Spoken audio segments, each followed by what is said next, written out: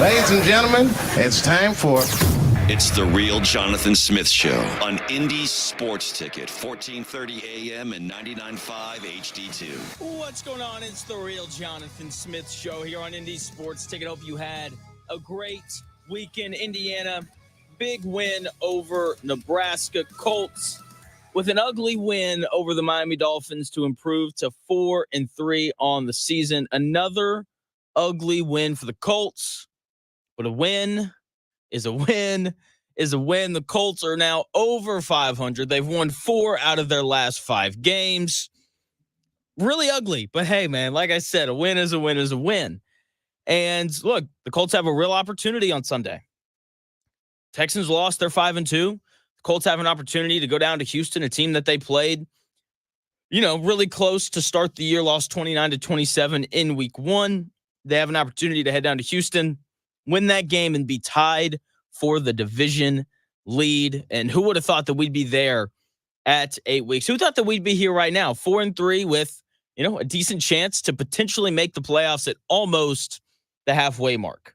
With that being said, the Colts are 4-3, which I'm very happy about. I like it when the Colts win. We were sitting there, my wife and I, we were watching the game on Sunday. I am a Dolphins fan, but when Raheem Mostert coughed up the football and the Colts jumped on it, I said yes. And my wife was like, Jonathan, you're a Dolphins fan. Why are you cheering for the Colts? I was like, I don't know. I guess I just want things to go well for my show. Okay. So yeah, that happened. Anyway, as I was saying, Colts are 4-3, but things clearly need to be fixed. Okay. I'm not going to get to the Anthony Richardson side of this yet, because as Anthony Richardson's quarterback attorney, I will be defending him. That hearing is scheduled for 10:20-ish. So at 10:20-ish, I will defend my client. I will talk about the other aspects of this Indianapolis Colts offense, though, because the offense as a whole, Anthony Richardson, play calling, receivers, everything, it wasn't good. It was bad across the board. Okay, I felt like a lot of it, not a lot of it, but a decent amount of it had to do with play calling. Okay, on the Colts' first 2 drives, they ran the football once. I like Anthony Richardson. Okay, I think he has the chance to develop into a good quarterback. I hope that is what happens. I am fully, in the Anthony Richardson needs reps camp. Okay, that is where I reside. But I'm not dumb. Okay, the Colts have to run the football well with Anthony Richardson at quarterback if they want to win games. Okay, and they didn't do that early on, especially in the first half. It felt like they were just way too pass happy. And I get it. Shane Steichen wants to take shots down the field. He wants big plays. He wants to throw the football. But we've all seen Anthony Richardson play. If Anthony Richardson's throwing the football 35 times, which that's about what he was on pace for at the end of the first quarter, then the Colts aren't going to win. And we all saw that first quarter and how horrendously bad it was. There was a lack of commitment to the run early, which I think is part of why the Colts got off to such a slow start. The other thing, Shane Steichen has emphasized the importance of a deep vertical passing game. He did it all offseason. Any chance he has the opportunity to bring up explosive plays, he does. And we didn't have any in this entire game. There weren't very many shots taken down the field. There was the one to Alec Pierce that got called back. There was the deep over to Michael Pittman Jr. that set up the field goal. Outside of that, the deep passing game was non-existent. And part of that is what the Dolphins did. But the other part of it is, look, I've talked about it. I like Shane Steichen as a play caller. And you can set up those deep shots. That's something that, throughout his time here in Indy, we've seen him do. He didn't do that on Sunday. Okay, when Anthony Richardson's your quarterback, you have to run the football well, and you have to find ways to execute a deep passing game. And the Colts didn't really do either for the most part on Sunday. Things got better in the second half, but to start, it was bad. That's why they only scored 3 points. Okay? The other thing, when it comes to the passing game, guys didn't get open. Now, the Dolphins secondary is amongst the best in the NFL. Okay? They were 3rd in the NFL in passing yards allowed per game coming into the game. Obviously, they have Jalen Ramsey, one of the better corners in the NFL. Okay, this is a good Miami Dolphins secondary that the Colts were playing against on Sunday. Okay, part of the struggle in terms of throwing the football was the fact that they were playing the Dolphins.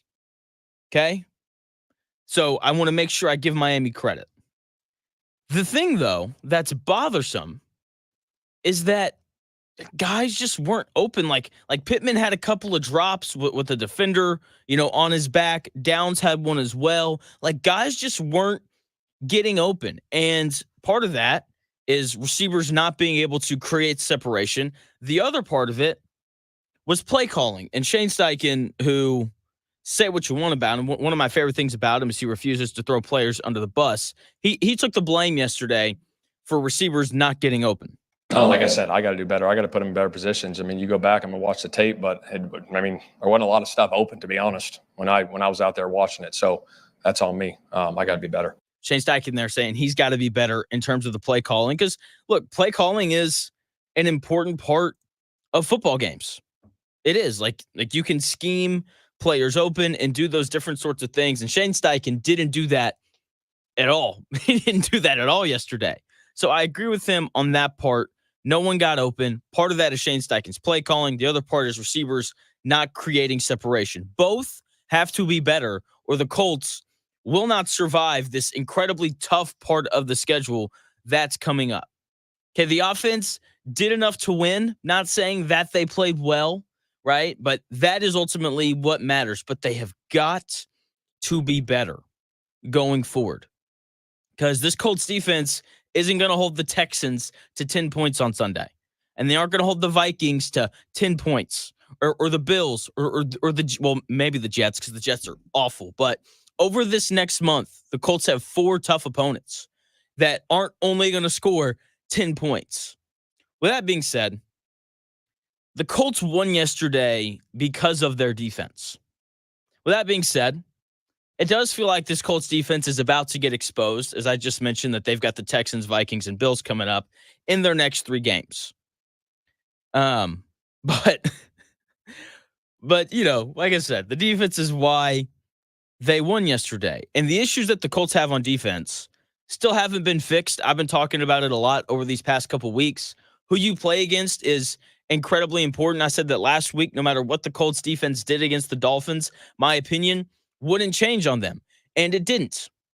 Okay? Because this run defense continues to be terrible. And I also said last week on Thursday that this game would be decided by explosive plays, but it wasn't. The game was in fact decided by turnovers. The Colts turned the ball over once in the red zone, shotgun snap. Anthony Richardson just dropped it, and instead of falling on it, he tried to pick it up, which is never a good idea. And so they gave the ball away there. The defense, however, this Colts defense came through. Okay, and they forced and recovered 2 fumbles. That was the difference in the game. Okay, the Colts forced a fumble, forced a turnover, and returned it to just outside the red zone to the Colts, or to the Dolphins 28. 4 plays later, the Colts scored, tied the game up 10-10. And then later, at the end of the third quarter, the Dolphins were in the red zone. It looked like they were about to take the lead.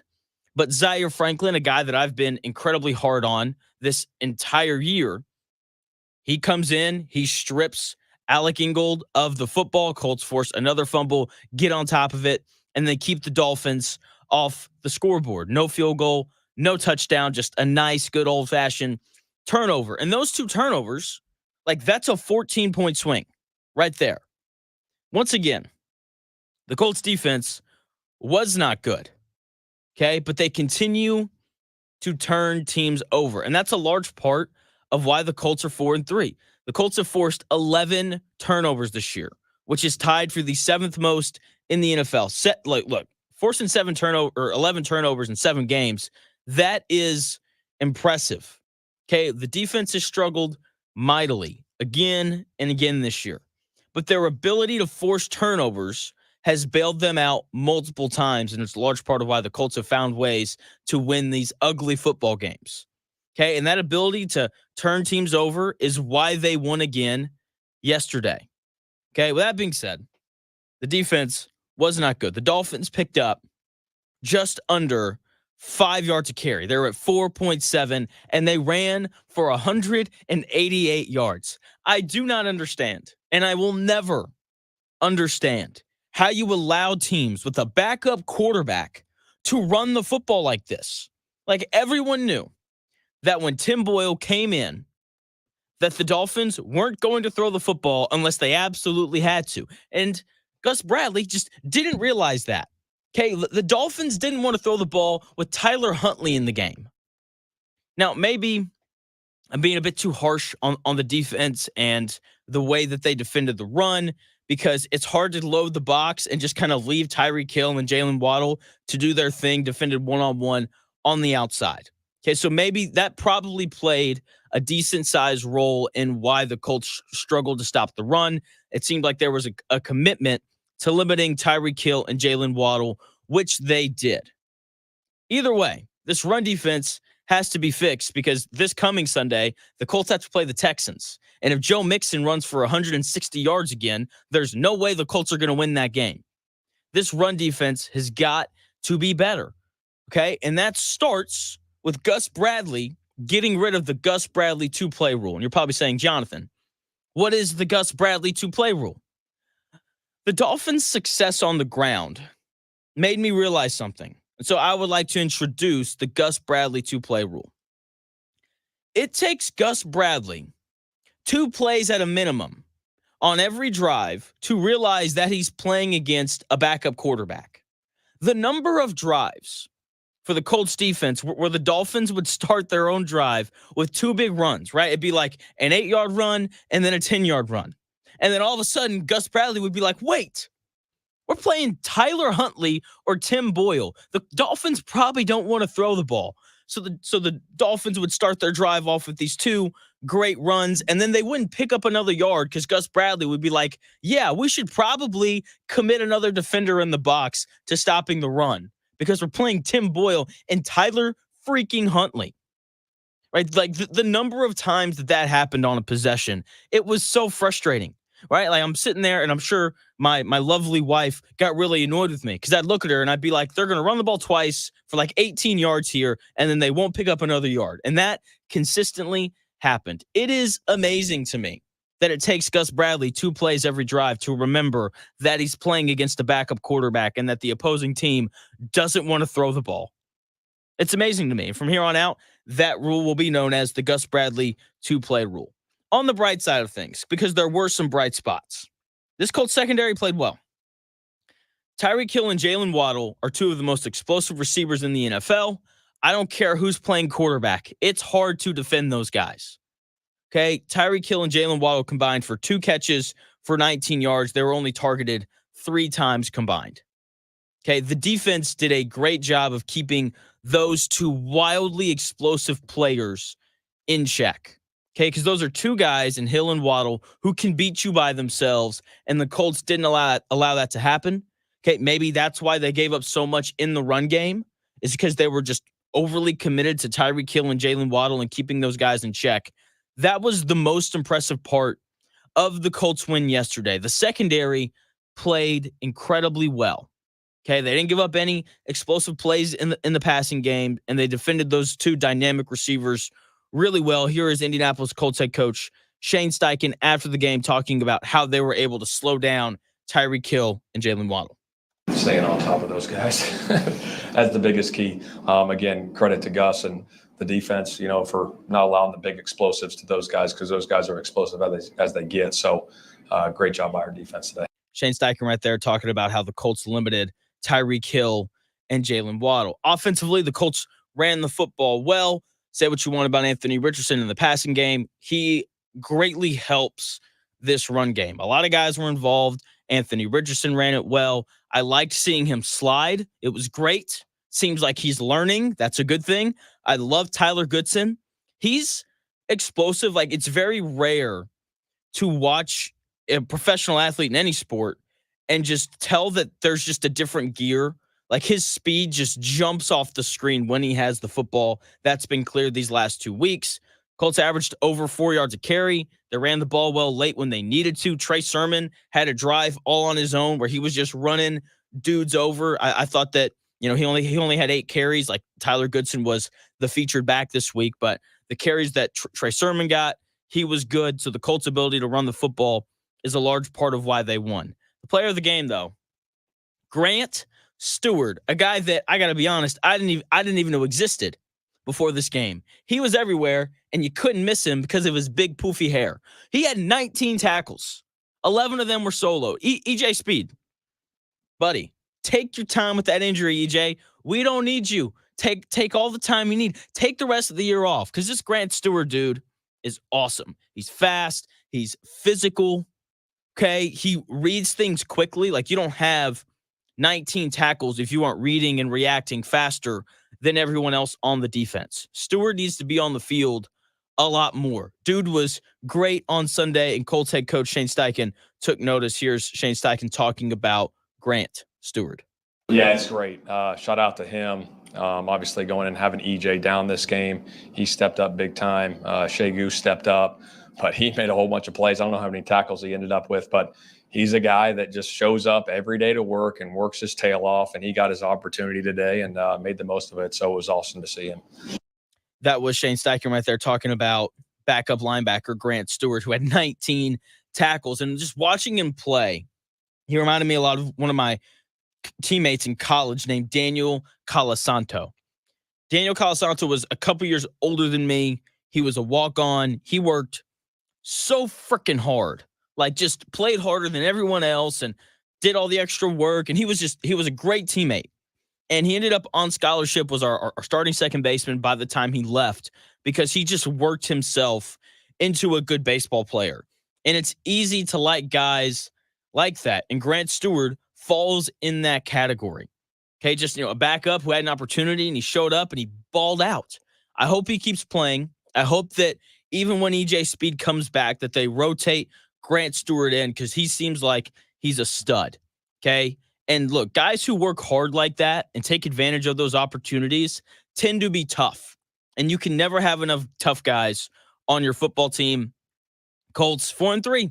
They have a real chance to take, or to tie the Texans for the division lead on Sunday. The Colts are currently 5.5-point underdogs against the Texans in their next game. And we come back here in 4 minutes. Quarterback defense attorney Jonathan Smith takes the stand to defend Anthony Richardson. That's coming your way here in 4 minutes.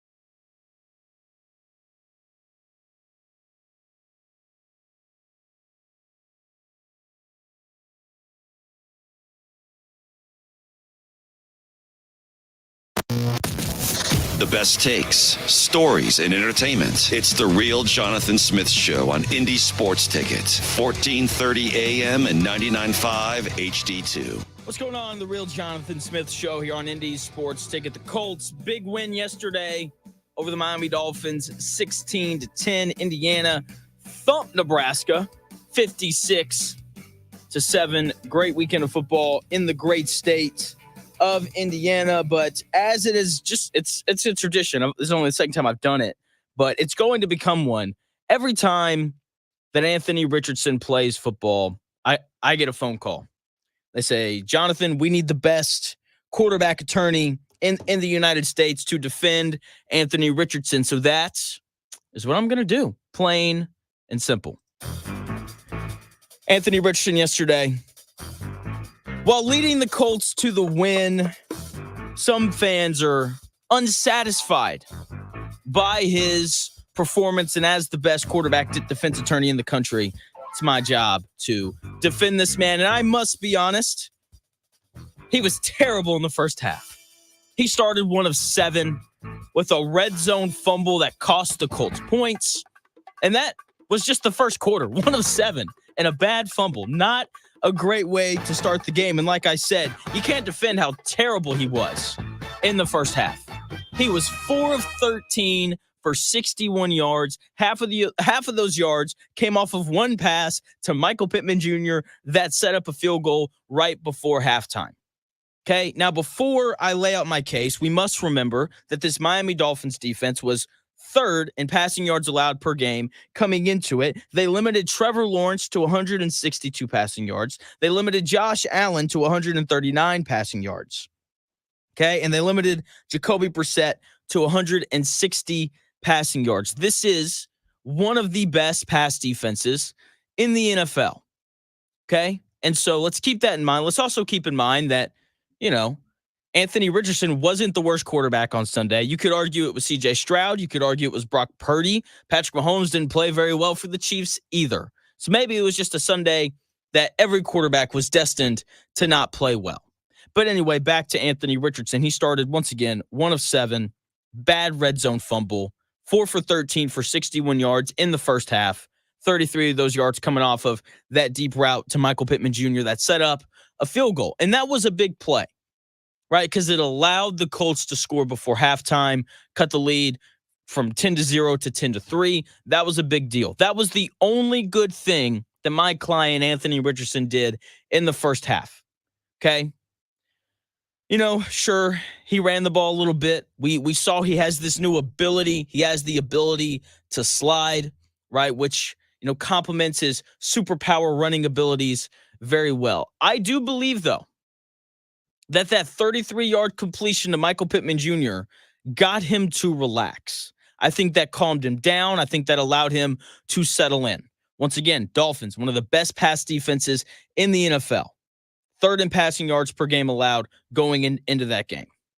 The second half, Anthony Richardson was much better. Okay? Which this to me is actually very encouraging because he wasn't much better because he was ripping, deep routes to Alec Pierce and to Michael Pittman Jr. And like that wasn't what was happening. He was having to take what the defense gave him. In the second half, Anthony Richardson was 6 of 11 for 68 passing yards. And that is a large part of why this Colts offense was so much better in the second half.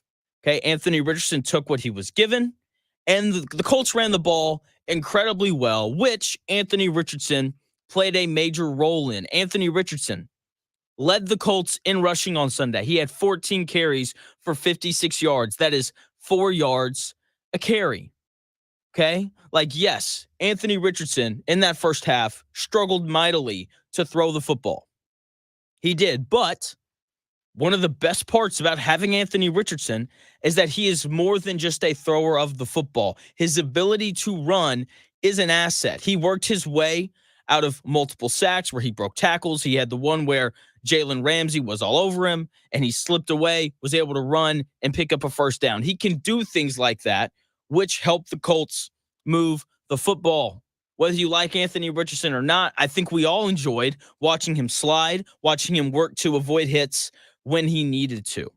Okay, the read option opened up some big runs for Tyler Goodson. The rushing touchdown that Goodson had happened because of Anthony Richardson properly reading the defense and seeing the hole and handing the ball off to Goodson. The second half, Anthony Richardson was much better as a whole. Here is Shane Steichen after the game talking about what Anthony Richardson brings in terms of the run game. Yeah, it definitely helps. Obviously, you got some of the QB run stuff that helped. And then obviously some of the scrambles, picked up a third down there early in the game on a scramble. But yeah, he creates some big plays with his feet. Shane Steichen there talking about Anthony Richardson's ability to run and how that helps this Colts offense. Anthony Richardson didn't throw any interceptions the entire game. None of his throws really came close to being intercepted either. I thought he made good decisions with the ball when throwing it around. Okay, the case here, and the reason why Anthony struggled, like Josh Allen did and like Trevor Lawrence did and why Jacoby Brissett did, is because this Dolphins defense, secondary at least, is really good, right? It's one of the best pass defenses in the NFL, and the Dolphins did their job. They covered guys really well, okay? And I think we can all agree that in the second half, Anthony Richardson was much better than he was in the first half. At the end of the day, the Colts won, so it's hard to be upset with how he played because at the end of the day, all that matters is winning. As a whole, I thought Anthony Richardson was more accurate than normal. He sailed one over the middle that I believe was to Michael Pittman Jr. Tough throw. Outside of that, though, his receivers had chances to make plays on every other pass, except for obviously the ones that Anthony Richardson purposely threw away. Okay, Michael Pittman Jr. dropped 2 balls when he was, covered pretty tightly. Alec Pierce had the drop by the sideline at the end of the first half. Josh Downs had a drop where he was covered up pretty tightly. So his receivers didn't help him very much. Okay, while Anthony Richardson wasn't good, it felt more like the Dolphins played well as opposed to Anthony Richardson played bad. Okay, the receivers weren't open very often, and that's not Anthony Richardson's fault. That's on the receivers not creating separation and Shane Steichen.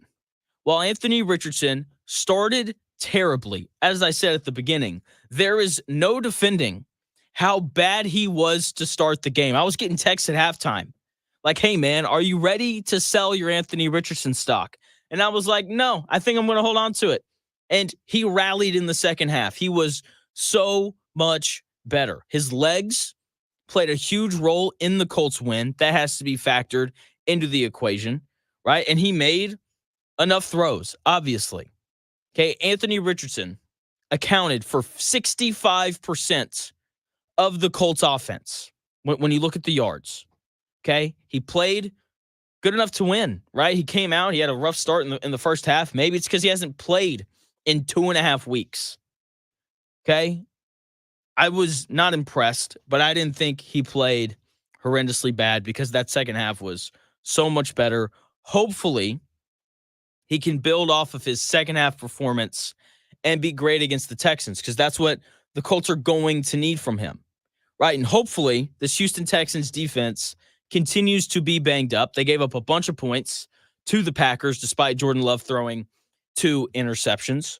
Okay, so hopefully we get a similar defensive performance from the Texans this next week. Okay, so once again, first half, incredibly bad. No way to defend it, but he got better as the game went on, as he found a rhythm, and you can't deny how important his legs were in that Colts win. Okay, so if you want to feel good about Anthony Richardson, don't think about the first half. Think about the second half. Think about 6 for 11. Think about how he didn't put the ball in harm's way, which is something that he probably would have done earlier in the season. Okay, think about how Anthony Richardson accounted for 65% of the Colts yards. Okay, he played good enough to win. He's got to be better next week. Okay, he's got to be better against the Texans and the Bills and the Vikings.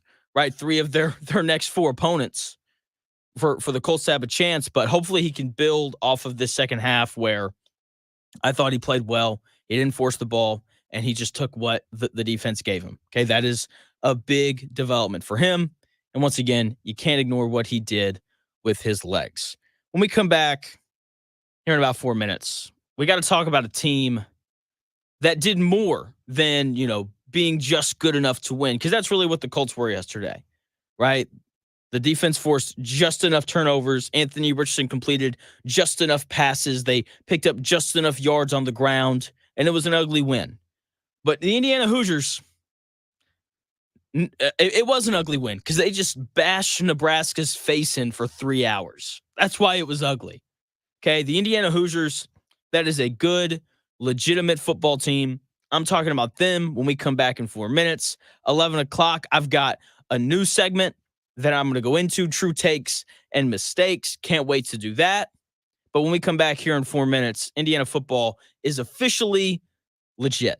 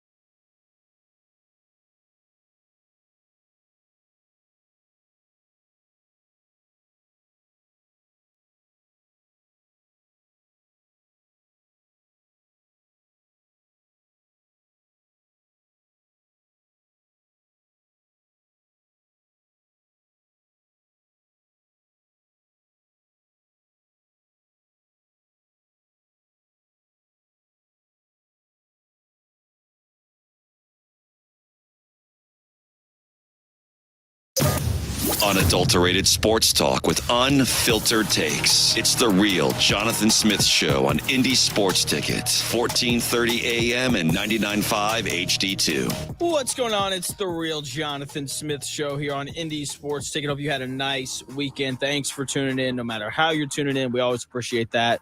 Whether you're listening on the radio, maybe you're watching on YouTube, Indy Sports Ticket over there if you want to check that out. Maybe you just downloaded the Indy Sports Ticket app and you're streaming us live that way. So many ways to listen. We appreciate however you're doing it. Indiana football, officially legit. Colts won ugly yesterday. The Indiana Hoosiers, however, on Saturday, made a huge statement. They answered every question and then some. Okay? Like, I thought they would lose. I'm on the record. I said it on Friday. I thought they'd lose by a field goal. Couldn't have been more wrong. Couldn't have been more wrong. They dominated every phase of that game. Indiana threw for more yards than Nebraska. Indiana ran for more yards than Nebraska. Indiana won the turnover battle. They just dominated that game across the board. Receivers were getting open, running backs running through holes. The offensive line was getting a push. The defensive line was closing up gaps. The linebackers were fast. The secondary covered incredibly well. They dominated. There's no other way to put it. Every phase of that game, Indiana won. And here's the thing. Nebraska's a good football team. That is a good team that's going to go 8-4, 9-3 maybe. I don't know what their schedule looks like. That's a good team. They aren't Ohio State or Oregon, to be clear. I think we all know that after watching that game on Saturday. But Nebraska is undoubtedly better than Northwestern and Maryland. Okay, I can finally say that Indiana is one of the best teams in the country and not feel unsure about it. The fact that they're ranked 13th is preposterous.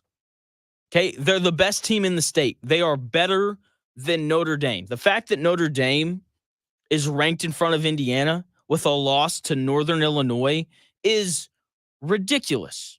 Indiana is hands down better than Notre Dame. I don't think it's close. Okay, if Indiana had the history of Notre Dame, they'd be ranked in the top 8 easily. The only reason Notre Dame is ranked in front of Indiana is because their name is Notre Dame. And that's annoying, and it's one of the things about college football that I don't like. But it's the reality, so I can't really complain about it that much. All right, what I do know is this Indiana team would never lose to Northern Illinois because Curtis Rourke wouldn't let that happen. Love Curtis Rourke. Good college quarterback. Okay, he might play in the NFL. If he does, he'll be a backup, right? This isn't some first-round pick. That's not who Curtis Rourke is. But watching him play, man, he's the perfect college quarterback. I feel like this guy could play in any offensive system in college, right? Because he's athletic enough to extend plays. He's played just a ton of football, right? This is his 6th year, right? Spent some time at Ohio University. Okay, it's his 6th year of college football, right? He's seen just about everything, so you can trust him pre-snap to make adjustments. He runs RPOs. When he runs those, he never gets the read wrong. He never does. If he hands it off, the Indiana's picking up 4 or 5 yards. If he pulls it, he's going to throw that slant, and Indiana's going to pick up 7 or 8 yards.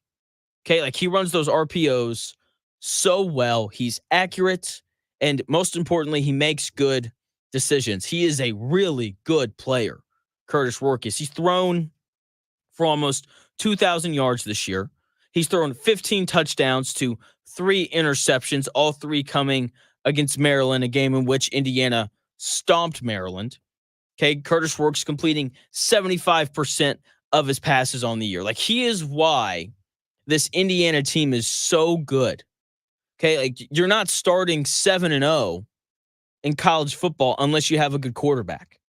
Okay, just watch Michigan play. It's hard to win games when you don't have a guy that can consistently complete forward passes, right? And Indiana has a guy in Curtis Rourke who's really good. Fun to watch. I hate that he got hurt. Okay, I saw some reports that he's not going to play against Washington. I don't know if that's true or not. I don't. It sucks if he's not. But I'll be honest, I'm not overly worried, though. I'm not concerned really at all. Because when Taven Jackson came in, I believe he's the younger brother of Trace Jackson Davis. When Taven Jackson came in, he looked just as good. 7 of 8, 91 yards, 2 touchdowns. Okay, hard to be much better than that. Really hard to be better than that. He's athletic as well. He had a couple, really good scrambles, getting out of trouble, picking up, first downs while running the ball. Like, Indiana's going to be fine with him at home next week against Washington, who's a good team, not a great team. Okay, if it was a road game, I'd be more concerned because going on the road to Washington is very different than playing at home with College game day in front of a loud, crazy crowd, right? Because, look, playing on the road in Washington, that's not easy for anybody, let alone sophomore quarterbacks like Taven Jackson. Okay, with it being at home, though, he'll be fine. A large part of why I have faith in Indiana, despite Taven Jackson probably being the starter, is because of how Indiana ran the ball against Nebraska. 33 carries for 215 yards and 5 touchdowns. There wasn't a running back that hit double-digit carries. Like, they are deep. They got a lot of guys who can do good things with the football, both at the running back position and at wide receiver. This offensive line is experienced. They talked about it a lot during the broadcast. Like, four of the starting 5 offensive linemen are returners from last year, and they brought in a transfer who's also played a lot. Okay? Like, this is a good offensive line, and they just moved Nebraska around, who has a good defensive line. Okay? All game long, Indiana lined it up, and they ran the football whenever they wanted to. And it was just awesome to see. Just the physicality and the guess what? We're going to line it up. We're going to run it right down the middle, and there's nothing you can do about it. If they can do that against Washington, then it'll be another blowout. Because when you can run the football that well, nobody's going to beat you. Okay, I love the way Indiana runs their offense. They're physical, which is an important aspect of any offense. I like Lincoln Riley. I like, what he did at Oklahoma. Okay, but he's shown up at USC. And when I watch USC play football, it's evident that they just aren't physical enough. They aren't. That's why they're 4-4. Indiana, though, has a real physicality about them on both sides of the ball, and that is a large part of why they're 7-0. Defensively, Indiana dominated the line of scrimmage. Nebraska had 29 rushes for only 70 yards. Indiana dominated in the trenches, and that's why they won. On both sides of the ball, they controlled the line of scrimmage. They outrushed Nebraska by 145 yards. That's really impressive. Okay, like, when you stop the run and you run the ball well, like, you're really hard to beat, right? And when you stop the run, it just becomes so much tougher to throw the ball. Dylan Raiola, true freshman quarterback for Nebraska, 5-star guy, he's going to be really good. But any true freshman would have struggled on Saturday against Indiana. When you're one-dimensional, you aren't going to move the ball. Nebraska didn't move the ball at all, and they turned the football over 5 times. Like, you can't say enough about this Indiana team and the performance that they put forward on Saturday. The question about Indiana, when they started to play against some of these better teams like Nebraska and Washington, and here in a few weeks, Ohio State and Michigan, the question was, how are they going to handle the trenches? Are they going to have the big guys up front to stop the run and to continue to run the football well? Okay, that was the question, right? And from there, they answered that question on Saturday. They went in there against Nebraska, and they lined it up. They ran the football, and they stopped the run. It was truly impressive. Like I said, you can't say enough about this Indiana team. They're 6.5-point favorites right now against Washington. And going to be hard not to bet that after witnessing what they just did to the Nebraska Cornhuskers. Okay, even though Curtis Rourke isn't playing, even though he's not playing, potentially, we'll see. Doesn't matter. The chances of me not betting Indiana on Saturday are pretty close to 0. So Colts, great win, not great win, good win on Sunday because there's no such thing as a bad win. Indiana, just a truly dominant, overwhelming showing against a good Nebraska team that's going to win 8 or 9 games this year. Okay. Now, moving on, World Series, that is coming up very soon. Starts on Friday. The World Series is set. We got the Dodgers and the Yankees. Can't wait. It's not very often in baseball that the two best teams actually make it to the World Series. And that is what's happened this year. When you look at the rosters, like I don't know how you deny that these are the two best teams, right? The Yankees were the 1 seed in the American League, and the Dodgers were the 1 seed in the National League. Okay. And look, it's Dodgers Yankees. This is the best thing for baseball. This is what they wanted to happen. Right. And I tell you right now, I'm taking the Dodgers. Shohei Ohtani is hot. Dude's hitting like 800 with runners on base. He's like 18 for his last 22, which is absurd. Mookie Betts swinging the bat incredibly well. Freddie Freeman, great hitter. Okay. Like he hasn't been, as good as Betts and Ohtani. He's got that ankle thing going on. When he gets healthy, which hopefully he will be by Friday, like that's a dude who can really swing it. Okay. They got a bunch of dudes that have been there before, right? Like that's the thing about this Dodgers team is like Ohtani's the only one who hasn't been there and he's their best player. But like Mookie Betts, he's won a World Series in Boston. Freddie Freeman's won one in Atlanta. All these other Dodger players have played deep in the playoffs before the Max Muncies of the world. They've got just a ton of pitching. That's really why I'm taking the Dodgers. Okay, the bullpen is deep. The starters are good, right? Like this Dodgers team has thrown multiple shutouts in the playoffs, which is so hard to do. Okay, so I'm taking them because of pitching, and they're just hot right now. The other thing, the Yankees, it's a good baseball team. It is. And if they won it, I wouldn't be surprised. Okay, I don't think anyone's going to be surprised one way or the other. The Dodgers are slight favorites in Vegas. But I'm taking the Dodgers because they're hot. And the other thing is, I'm not picking the Yankees.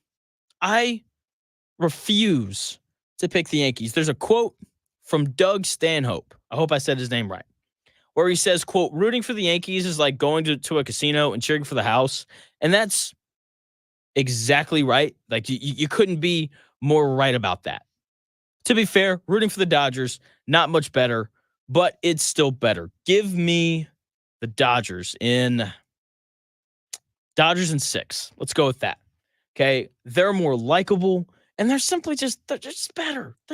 They're clearly just the better team. So Dodgers over Yankees in the World Series. That series starts on Friday. Can't wait to talk about all of that. NFL, just a ton of great games on Sunday. Like that 1:00 slate has been terrible, like to really start the season. But this week it was awesome. We got Texans and Packers. Packers are so good. Their defense is so good. I know they gave up a bunch of points, but that's because Jordan Love threw 2 interceptions. Jordan Love is just so up and down. It's really, honestly, incredible. Like there are plays where Jordan Love, he throws these awful interceptions, and then he comes back and he makes like 3 throws on the next drive where I'm just like, geez, that's absurd. So love the Packers. The Texans, not great. CJ Stroud really struggled. They clearly miss Nico Collins. Like Tank Dell's a good player. Stephon Diggs is a good player. But ultimately, they really miss Nico Collins. They don't have that deep threat anymore. And CJ Stroud, like he was bad. Like we're all going to complain about how Anthony Richardson played, but CJ Stroud was worse. He was 10 of 21 for 86 yards, no touchdowns, no interceptions, and he had 5 carries for 19 yards. So that's cool. But he was bad. This Texans offensive line was bad. They gave up 4 sacks for, a total of 31-yard loss. I thought that the Colts yesterday, I thought their pass rush was better. 2 sacks, Leatu Latu. He got home.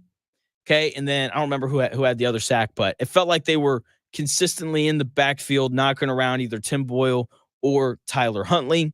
So the pass rush, I forgot to mention that earlier from the Colts, was much better this week. And I think part of that is just slowly getting healthy again. I think part of it is Latu is just like he's playing more, right? And so he's kind of figuring out, how to get after the passer, right? Because there's a learning curve. We saw a lot more AD Mitchell this week, right? He got open a couple of times. He was the Colts' second leader in receiving yards. So I think the rookies for the Colts are slowly but surely kind of starting to figure things out. Adonai Mitchell had the one catch where he went down, got his hands underneath it. Maybe, I don't know. I kind of thought it hit the ground, but the Colts ran the next play beforehand, so it's a catch. So these rookies, Mitchell, Latu, I think that they're slowly kind of starting to come along. Something that's going to help Latu is just other guys coming back. Like, I know that we make fun of Kwity Paye because of the whole we're going to eat nachos and watch Kwity Paye highlights thing, but he's not a bad player, right? Eight and a half sacks last year, right? I don't we act like Kwity Paye was like the number 3 overall pick when he was picked 23rd. I think for a 23rd overall pick, Kwity Paye's pretty all right, but him coming back, that's going to help Laiatu Latu because he's not getting doubled anymore. Like, they've got to worry about another guy. Kenny Moore coming back, he had the big third down swat to keep Odell Beckham Jr. from having a reception. So they are slowly but surely getting healthier. Hopefully DeForest Buckner comes back next week, right? That's just more depth in that defensive tackle room because right now it's Taven Bryant, who's fine, Grover Stewart, and Raekwon Davis. Grover Stewart's been awesome this year. Okay, I feel like whenever the Colts have a play where they do stop the run, it's because Grover Stewart did something good. Okay, so he's been good this year. But once DeForest Buckner gets back, that Colts pass rush will be better because of it. But defensive player of the game, Grant Stewart, dude's freaking awesome. Zaire Franklin had 16 tackles yesterday, which is pretty good. Pretty good. Nick Cross continuing to tackle well. Julian Blackman was around the ball a little bit more yesterday. He had 9 tackles. So this, as this Colts defense gets healthier, like I said, Kenny Moore's back. Hopefully, DeForest Buckner is back soon. Kwity Paye's back. Hopefully they get Tyquan Lewis is still on IR. But as the Colts are slowly getting healthier on the defensive side of the ball, hopefully some of these defensive struggles go away because if they don't on Sunday, they're going to get their butts kicked by Houston. When we come back here in about 4 minutes, new segment, True Takes and Mistakes. That's coming your way here in about 4 minutes.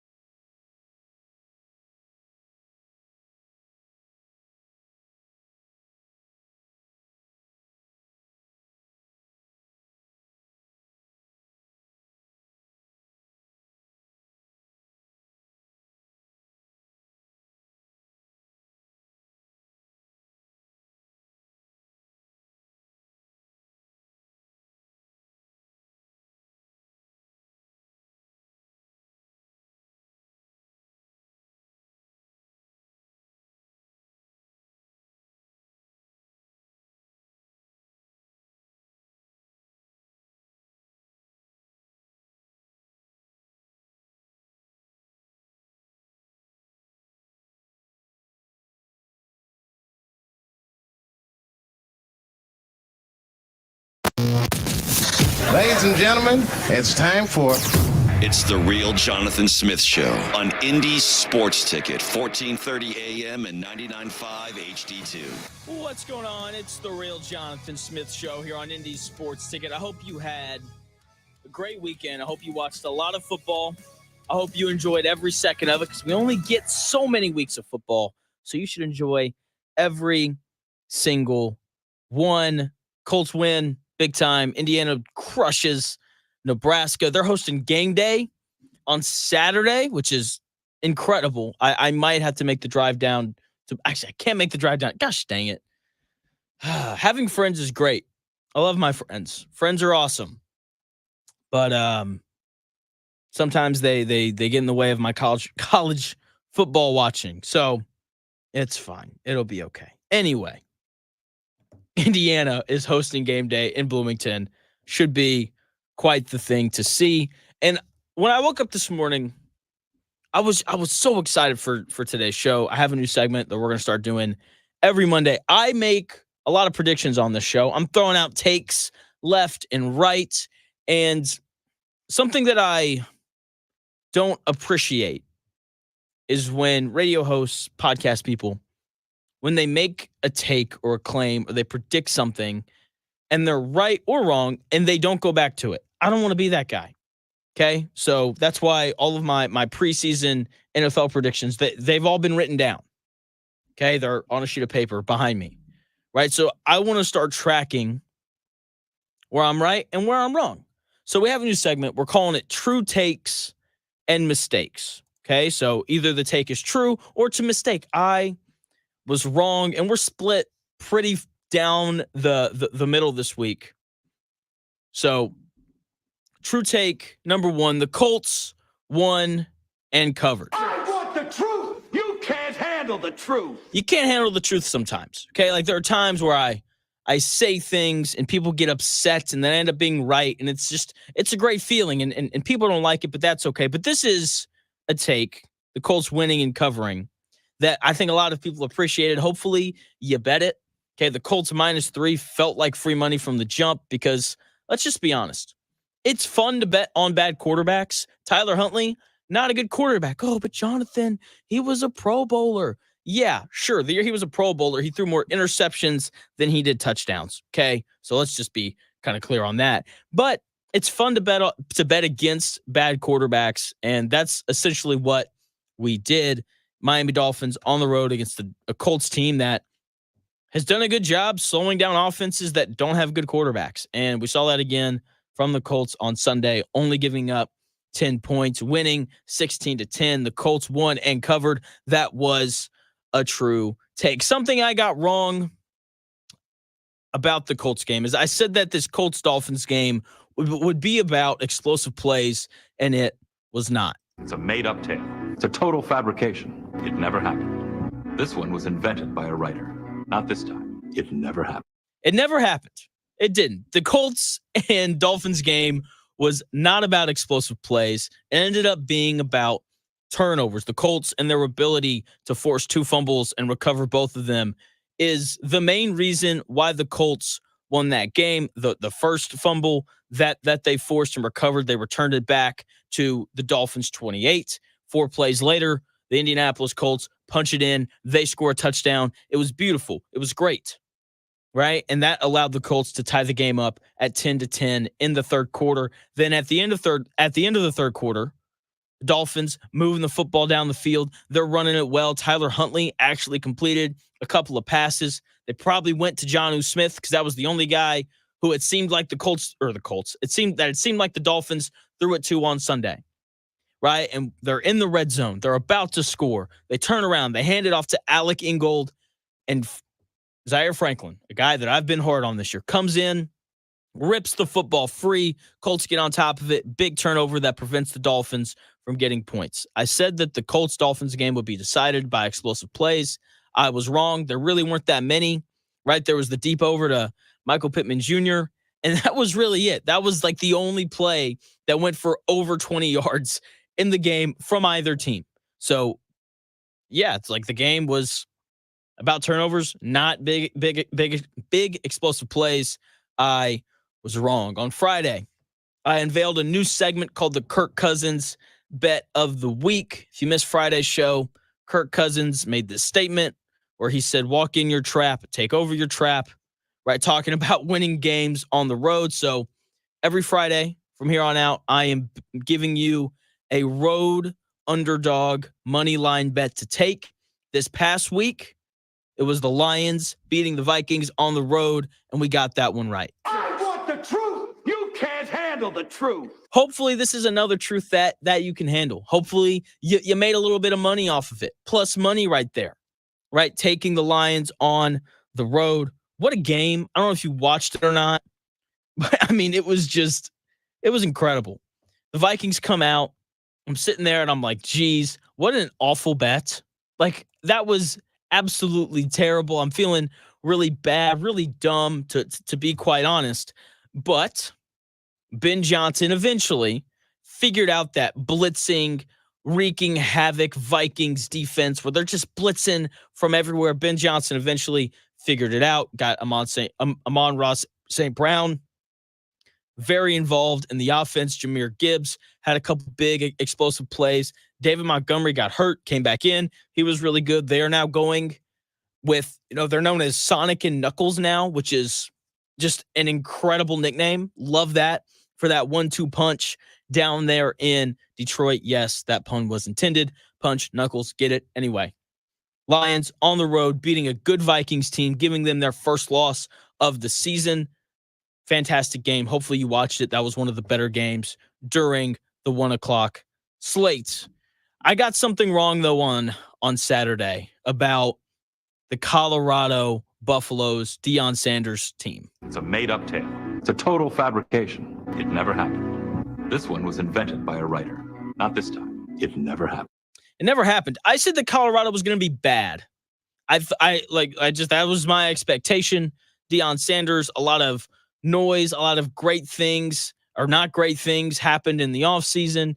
Deion banning reporters. Athlon Sports has an article come out where transfers out of Colorado talked about how terrible it was. But Colorado's 5-2. They won 4 games last year. Okay, so they've already surpassed their win total from the previous year. So I have to tip my cap to Deion Sanders and his staff and just how great of a job they've done. I was completely wrong on them. They're going to make a bowl game. They could win 7-8 games. They could even compete for the Big Ten title. Okay, if that happens, then they'll have a shot at the college football playoff. Like, there's really a lot of possibility with this Colorado team. Shedeur Sanders and Travis Hunter are just out there being incredible every single week. Okay, like, every level of football, it's all about, the 22 guys, right? Like, it's about the team as a whole. And Colorado's like, no, we're just going to have the 2 best players in every game that we play in Travis Hunter and Shedeur Sanders. And that's why we're going to win. And that is what has happened for Colorado this year, right? Shedeur Sanders and Travis Hunter have both been incredible. And as long as that keeps happening, and it will, they're going to continue to find ways to win games. So Deion Sanders, sorry, I was wrong about your football team.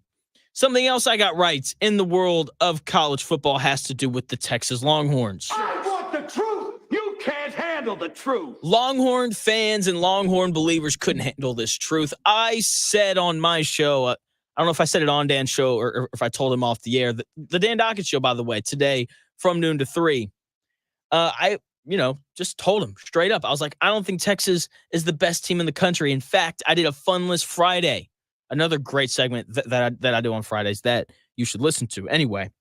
And I did the 5 of the most overrated teams in the world of college football. And I put Texas on the list because everyone kept telling me how great Texas was. And I was like, I don't know. Their best wins over Oklahoma, who's not very good, and Michigan, who also isn't very good. I don't think that they're hands down the best team in the country like everybody said that they were. And your boy was correct. Okay? They got crushed by Georgia. 30-15.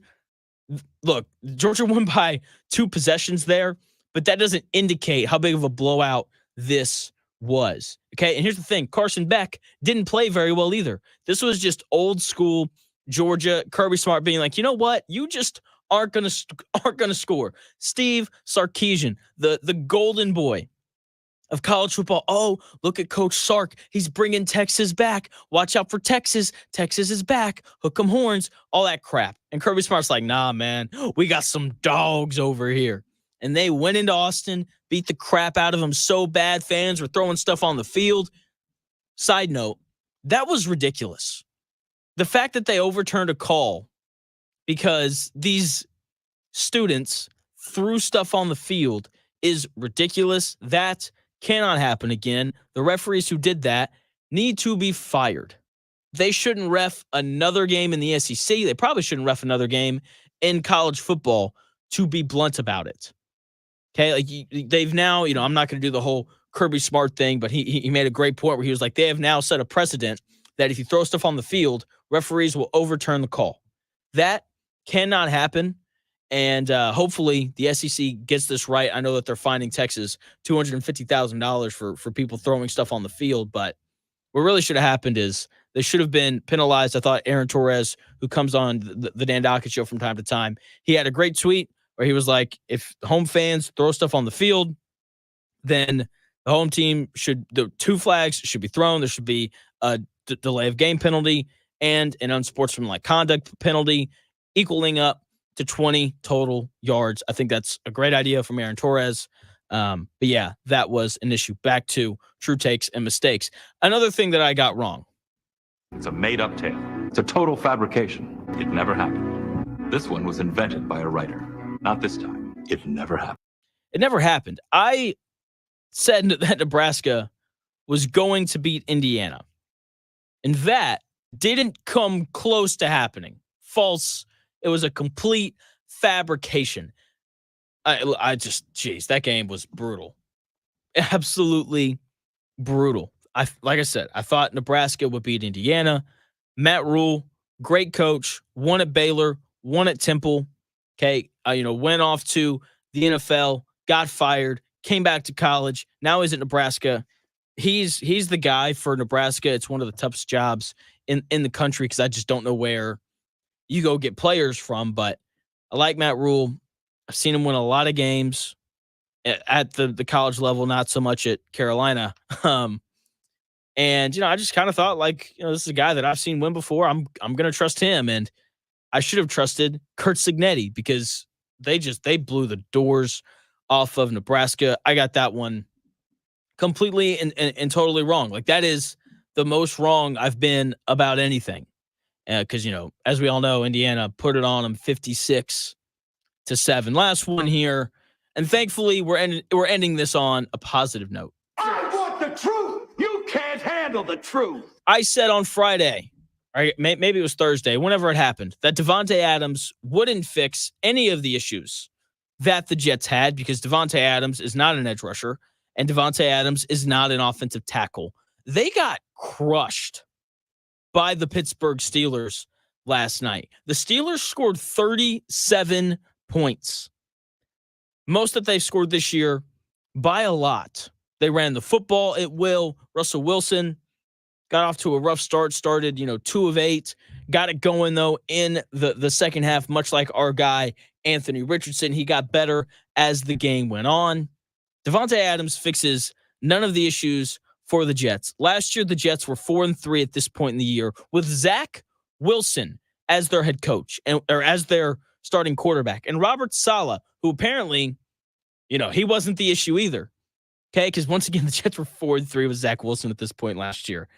And yeah, what a surprise. A wide receiver didn't fix the Jets' inability to rush the passer, and it didn't fix the Jets' inability to protect Aaron Rodgers. Okay, TJ Watt, Alex Highsmith, and the rest of these, Cam Hayward, right? This great Steeler defense just locked this offense up. They didn't move the ball unless it was Breece Hall making a big play. That was really the only reason why the Jets moved the football at all. It was Breece Hall making big plays in either the pass game or the run game. Davante Adams didn't fix any of the issues for the Jets. I was right on that. Can't wait until the Colts play them. Like, I really like the Colts to beat the Jets because the Jets are that bad of a football team. That was True Takes and Mistakes, sponsored by no one. When we come back here in 4 minutes, Colts 4-3. Let's go. Big time. Ugly win, but we will take it. I've got my thoughts on that game when we come back here in 4 minutes.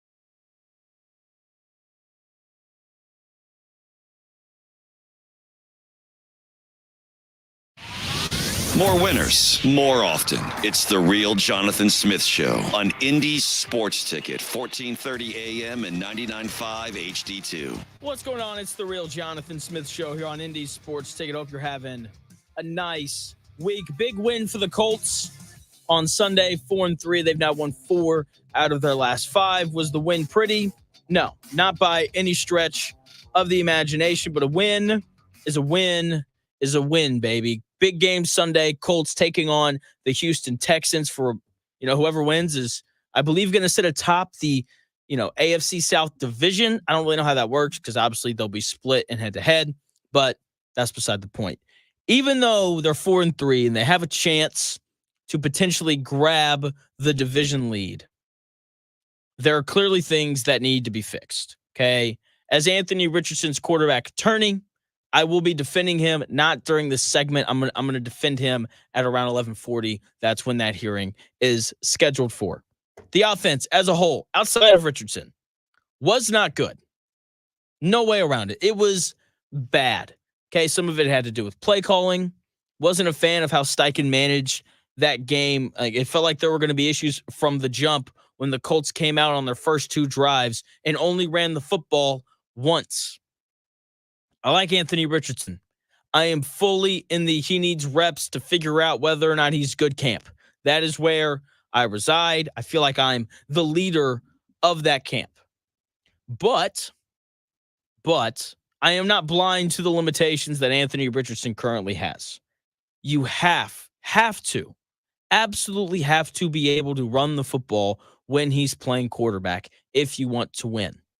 The other thing that I thought that the Colts offense lacked was shots down the field. Like, this is a team, Shane Steichen's talked about it, like they want to create big explosive plays. They want to push the football down the field. They didn't do that, right? There was the one deep shot to Alec Pierce that got called back, and then there was the deep over route to Michael Pittman Jr. that set up the field goal just before halftime.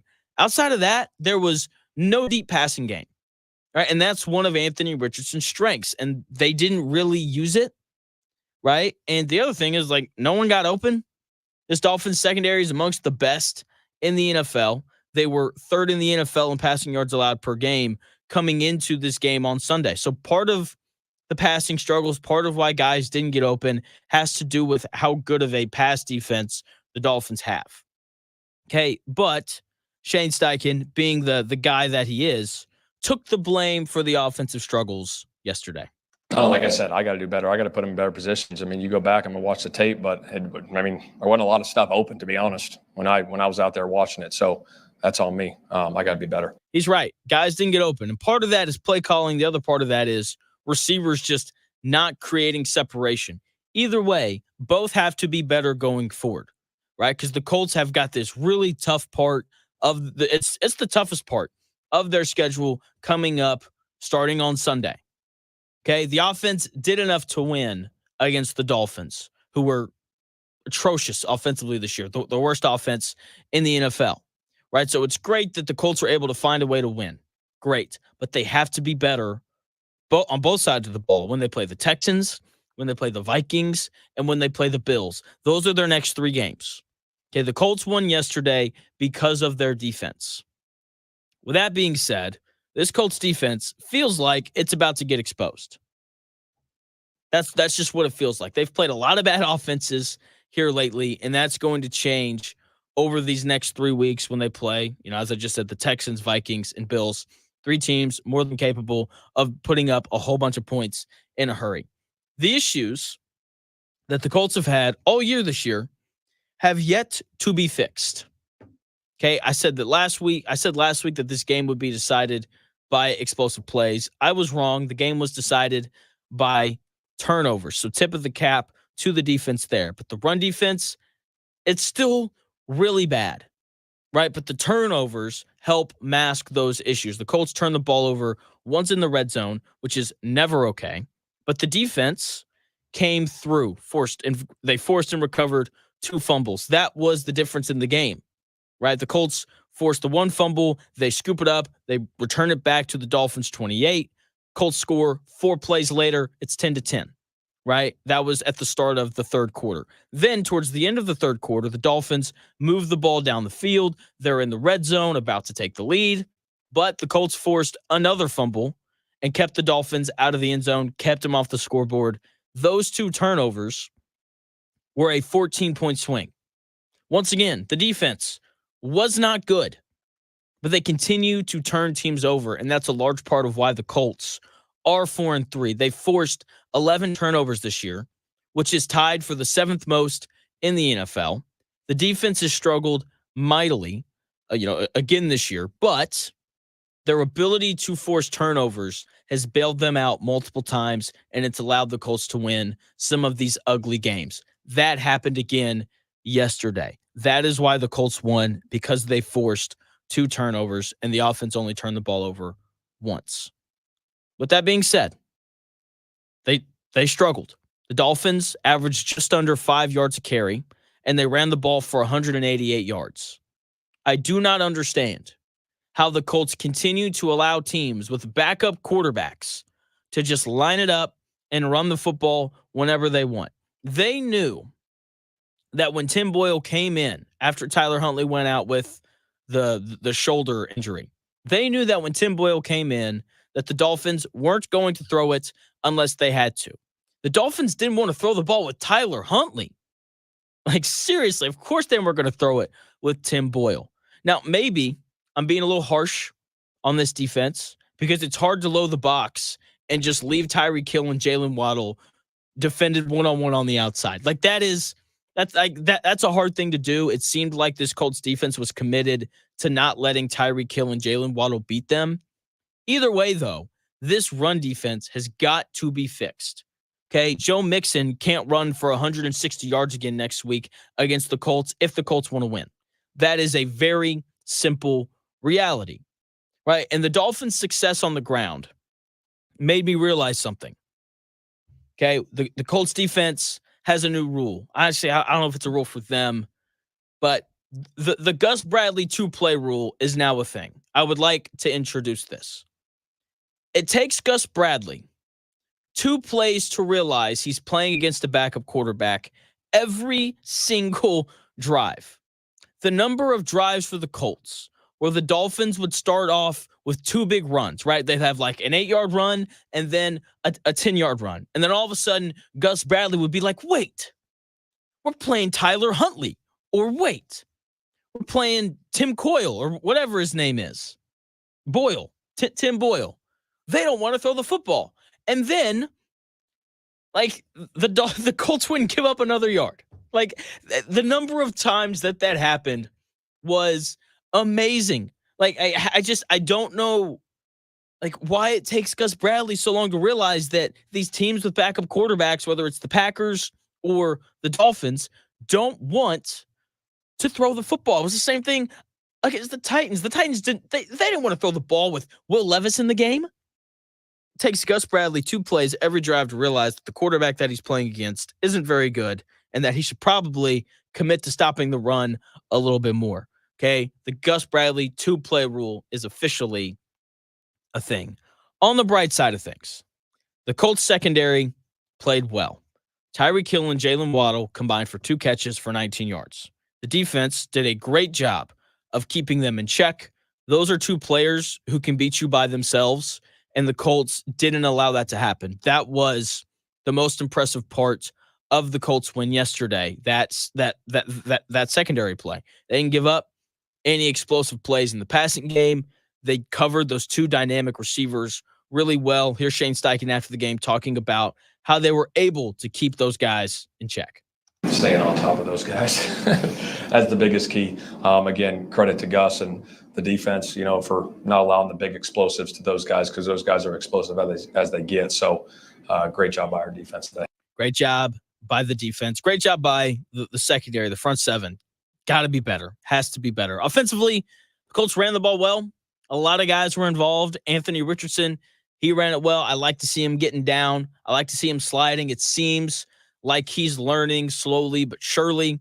Tyler Goodson, he was the main back yesterday, right? He had 14 carries. Trey Sermon only had 8. That might have had to do with, Trey Sermon had a shoulder. He missed some practice this week, so maybe that's why. But I love Tyler Goodson.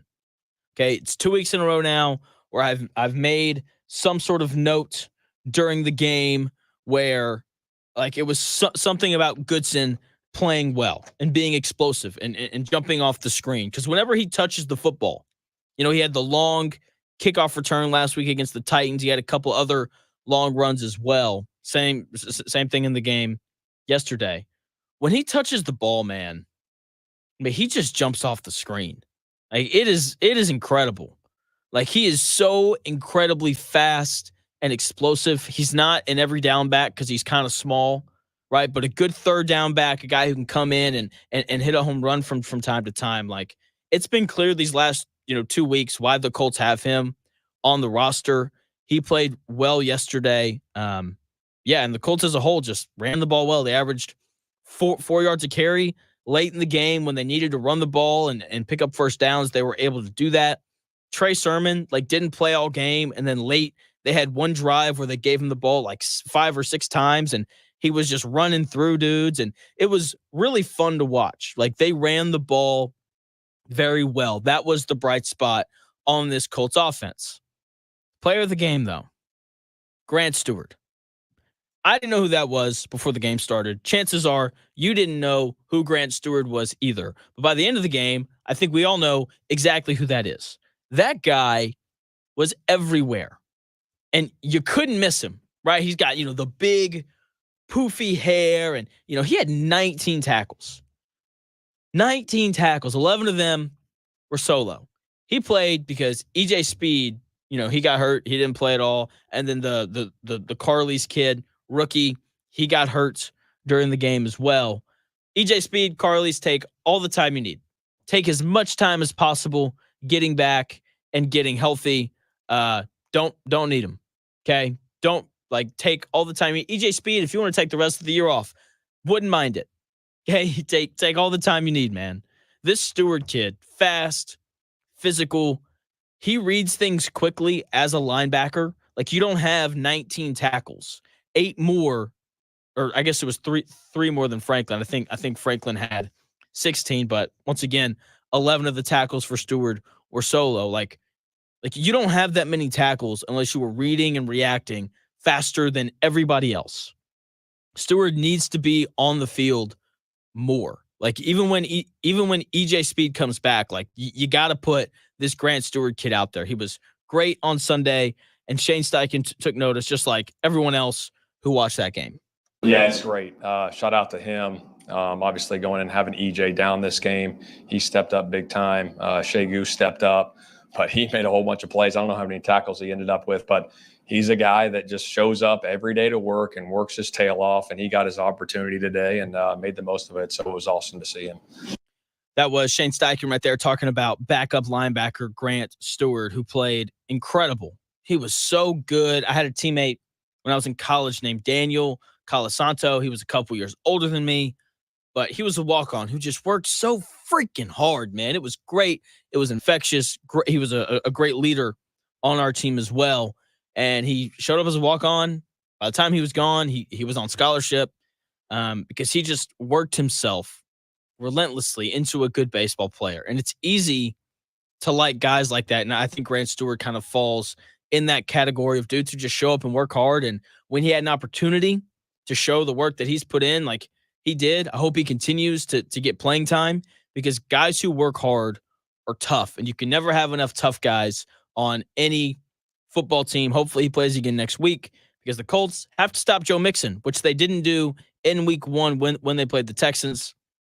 The Colts are currently 5.5-point underdogs on the road against the Texans in their next game. This defense got to fix the run defense. That is still a major issue for this Colts team. And until it's fixed, it's hard to have any sort of faith in the Colts when they play against these better teams in the NFL.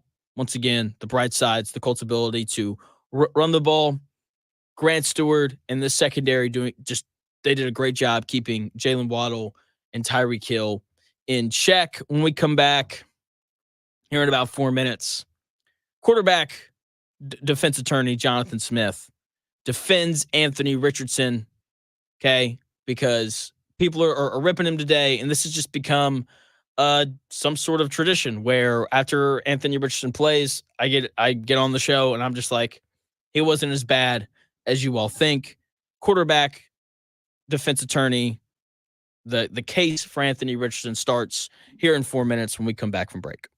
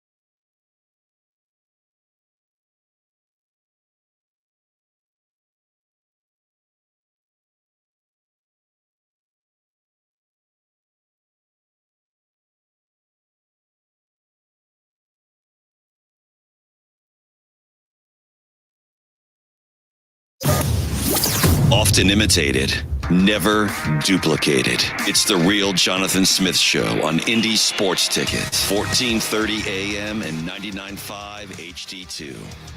The real Jonathan Smith Show here on Indy's Sports Tickets. So I am a radio host. I also produce the Dan Dockett Show, and he lets me talk from time to time. It's nice.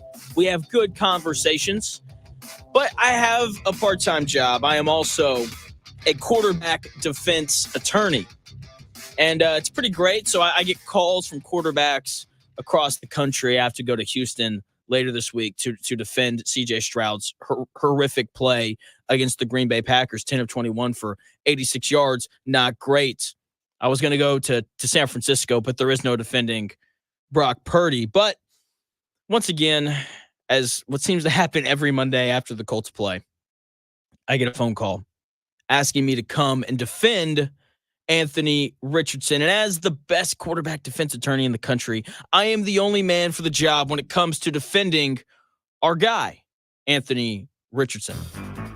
Anthony Richardson didn't play very well on Sunday, or at least that's what you currently think.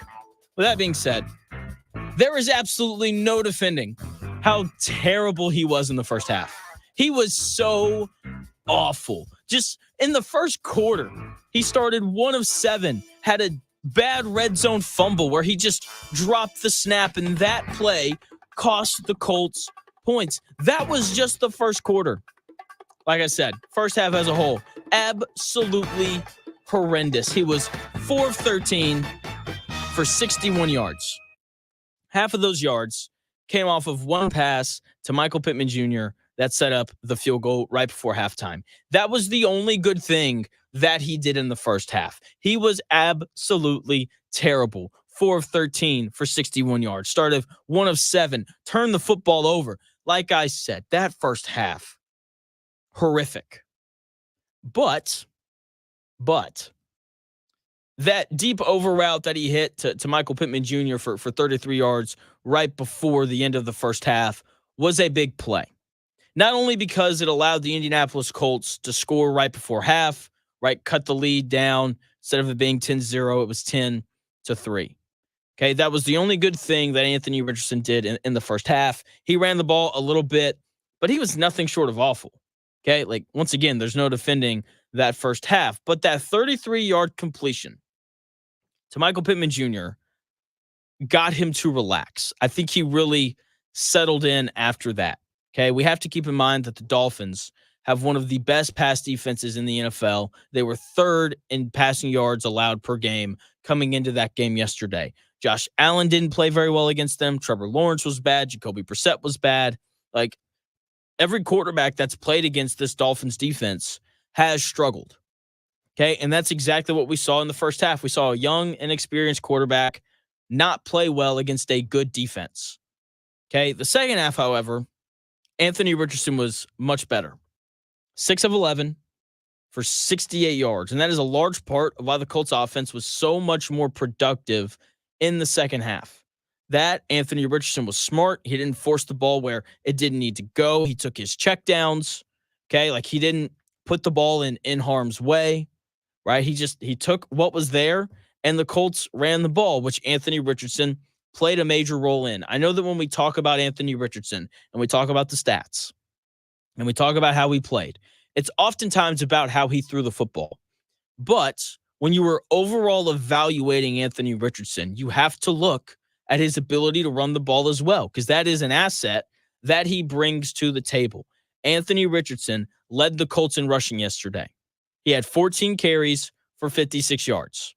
That is 4 yards a carry. I think we all like, whether you like Anthony Richardson or not, I think we all like how he slid.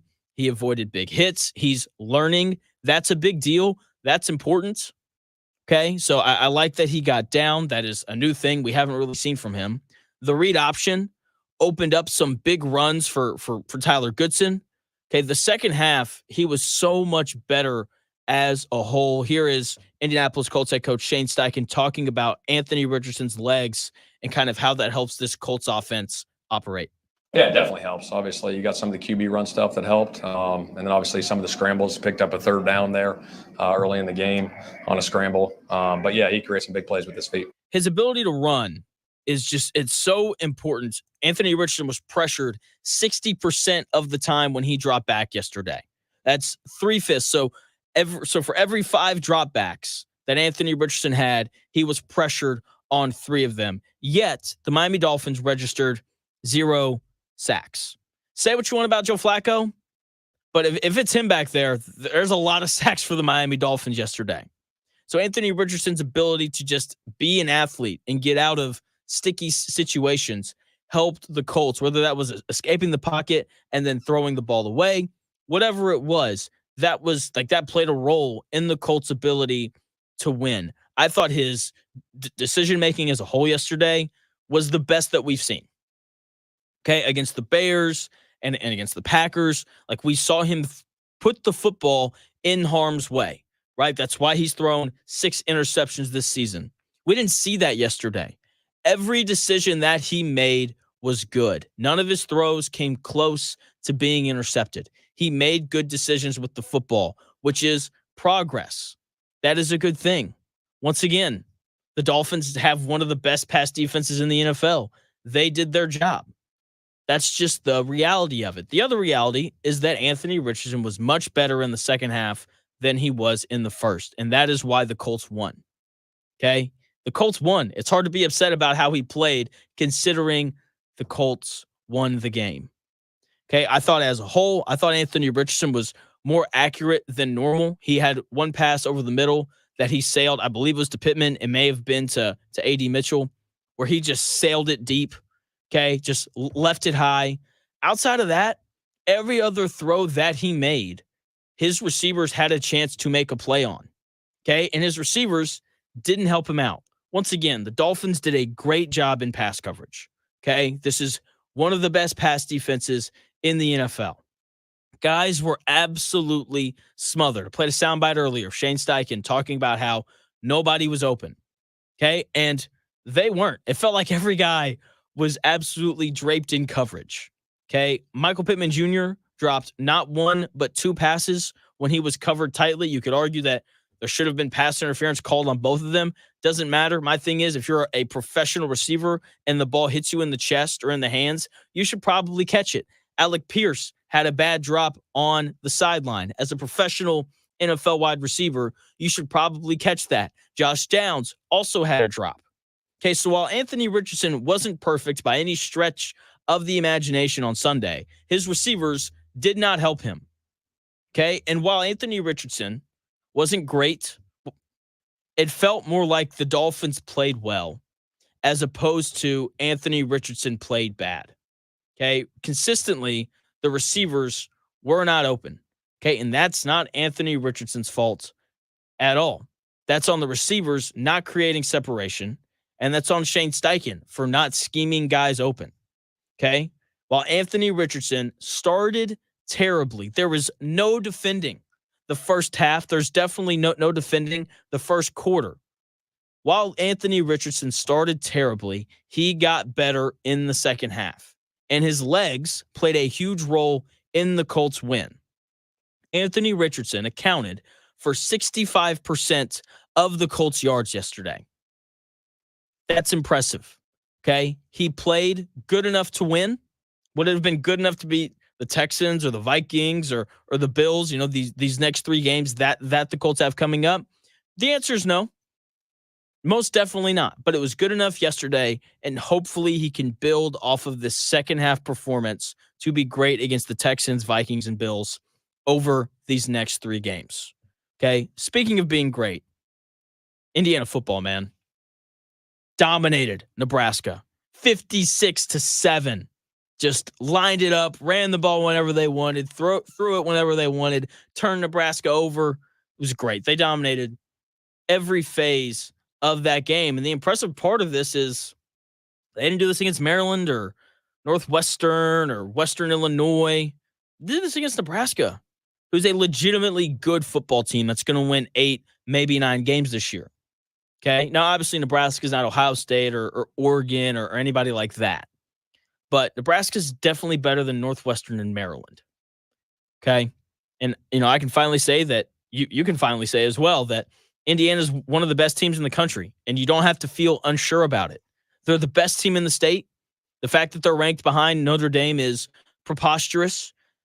Indiana would never lose to Northern Illinois. Okay? If Indiana had the same history as Notre Dame, they'd be firmly ranked in the top 8. Okay, this Indiana team is good, and I think a large part of that is because of Curtis Rourke, who's a good college quarterback.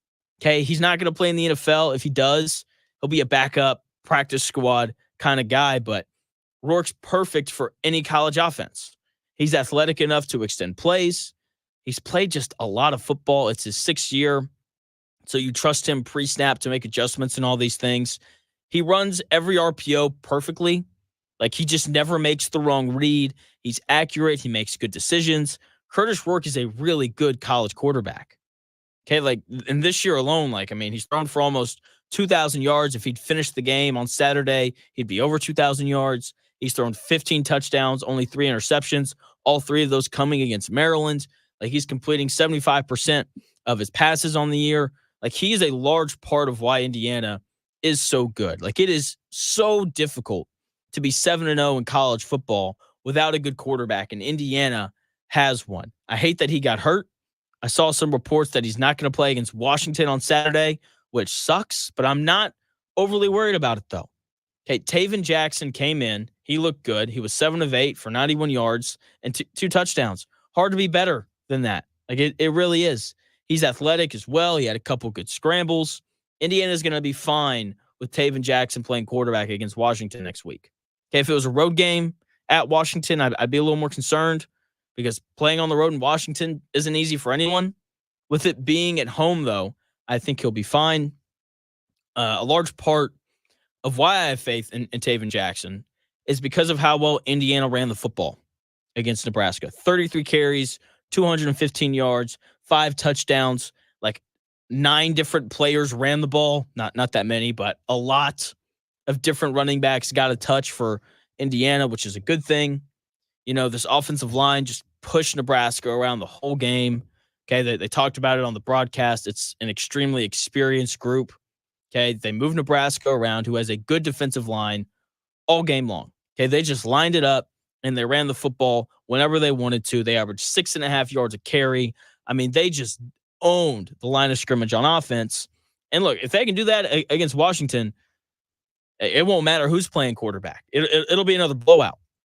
Okay, I love the way Indiana runs their offense. They're just incredibly physical, which is an important aspect of any offense. Like, I like Lincoln Riley. I do. I fully expect for him to eventually kind of get things rolling there at USC. But I do think that part of why USC isn't very good is they just aren't very physical. Like, they aren't physical enough on offense. Meanwhile, Indiana is. Like, they're coming out, they're punching people in the mouth with this run game. Okay, and that's a large part of why they're 7-0. They have a good quarterback, and they're incredibly physical. Defensively, they dominated the line of scrimmage, which was kind of the question, right? Like, it's one thing to have better play in the trenches than Maryland and Northwestern and these other teams. But like I said, Nebraska, good football team, good offensive and defensive line. Maybe not, because, like I said, Indiana just owned the trenches. Dylan Raiola was running for his life, making bad decisions, threw 3 interceptions. This Indiana secondary played, as well as they could have, right? Like, it was just a really impressive showing from Indiana all around. Kurt Cignetti has come in. He's changed everything, and it's great. It's fun to watch. I think he is an excellent head coach. And he's going to keep it rolling, man. Like, I'm so excited to watch this team play. Once again, on Saturday, they're hosting College Game Day. Lee Corso coming back home. It's going to be great. Like, you really can't say enough about this Indiana team. They look like a legitimate top 12 team in the country. They've blown everybody out. They're 6.5-point favorites right now against Washington on Saturday. Going to be hard not to bet that, whether Curtis Rourke plays or not, because the biggest question about Indiana coming into this game was, how are they going to perform in the trenches? right? Like that was the question. Does the offensive line generate a push? Do they protect the quarterback? Does the defensive line, like, do they get home? Can they, rush 4 and still get pressure? Can they stuff the run? Yes and yes. They gave up 70 rushing yards to Nebraska. That's it. They outgained Nebraska on the ground by 145 yards. That's absurd. Indiana, you got a really good football team.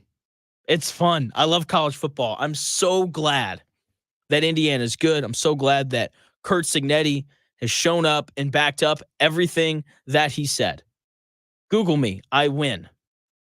And that's all that he's done since he showed up here. 7-0, big game on Saturday, taking on Washington, who's not a bad team by any stretch of the imagination. I don't think Washington is as good as Nebraska. So this feels like a game that Indiana should roll and win. That's going to do it here at The Real Jonathan Smith Show. Hopefully you enjoyed it. I'll be back again tomorrow from 10 to noon. The Dan Dockett Show follows me from noon to 3. Download that Indy Sports Ticket app so you can tune in and listen. The Dan Dockett Show comes your way here in 5 minutes.